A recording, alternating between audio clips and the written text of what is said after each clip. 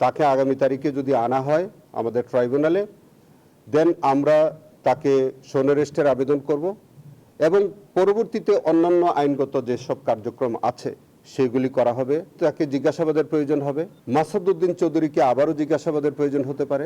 এমনও হতে পারে যে এই দুইজনকে একত্রে মুখোমুখি জিজ্ঞাসাবাদেরও প্রয়োজন থাকতে পারে। শহীদ রাষ্ট্রপতি জিয়াউর রহমান হত্যা মামলার আসামি অবসরপ্রাপ্ত মেজর মুজাফফর হোসেনকে আগামী 23 জুলাই হাজিরের নির্দেশ দিয়েছেন আন্তর্জাতিক অপরাধ ট্রাইব্যুনাল। চিফ প্রসিকিউটর জানান, 1/11 থেকে শুরু করে 24-এর 5 আগস্ট পর্যন্ত মুজাফফর কোনো মানবতা বিরোধী অপরাধের সাথে সম্পৃক্ত ছিলেন কিনা তা তদন্ত করা হবে।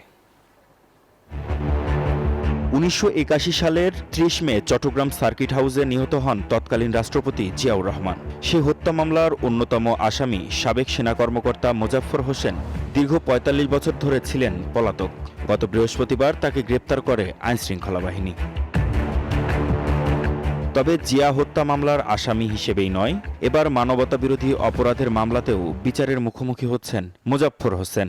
আন্তর্জাতিক অপরাধ ট্রাইব্যুনালে তাকে গ্রেপ্তার দেখানোর আবেদন করেছে প্রসিকিউশন। তদন্ত করা হবে 1/11 থেকে শুরু করে 24-এর 5 আগস্ট পর্যন্ত সময়ে আসামি মুজাফফরের মানবতা বিরোধী অপরাধের সাথে সম্পৃক্ততার বিষয়ে।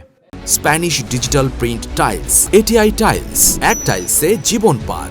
তাকে আগামী তারিখে যদি আনা হয় আমাদের ট্রাইব্যুনালে, দেন আমরা তাকে শোনারেস্টের আবেদন করব এবং পরবর্তীতে অন্যান্য আইনগত যেসব কার্যক্রম আছে সেগুলি করা হবে। তাকে জিজ্ঞাসাবাদের প্রয়োজন হবে।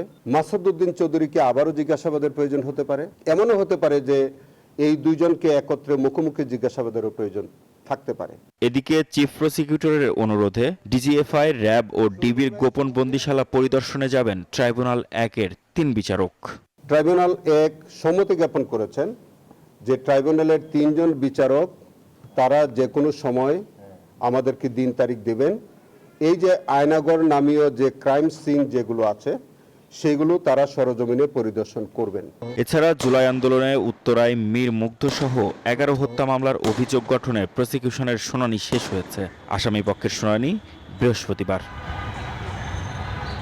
মাহমুদ হাসান, নিউজ 24, ঢাকা।